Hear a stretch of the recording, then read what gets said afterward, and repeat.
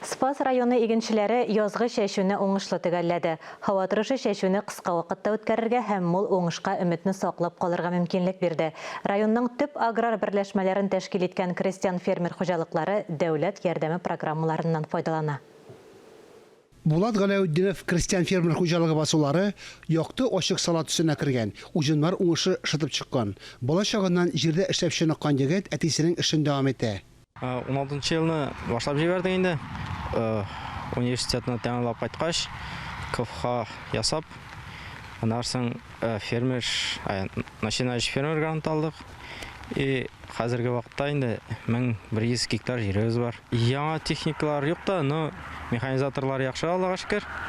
Бөтенләй нормально эшләтеп чыгабыз.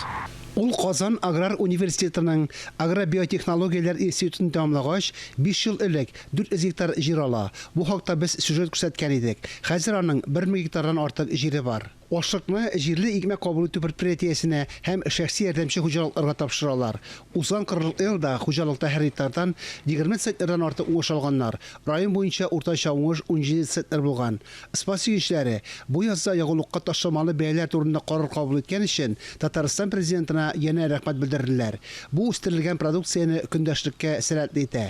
Льготное топливо. Ягулык майлау материалларын ташламалы арзан бәядән сатып алалар. Хәзерге икътисади шартларда мин моны дәүләт тарафыннан күрсәтелгән зур булышлык дип саныйм.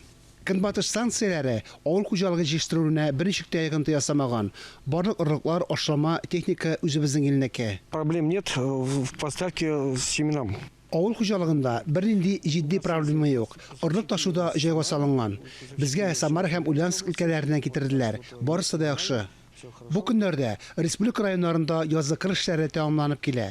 Узган елга кырлыктан аермалы буларак, уҗымнар яхшы үсә. Язгы яңгырлар да үсемлекләргә яхшы үсәргә мөмкинлек бирде.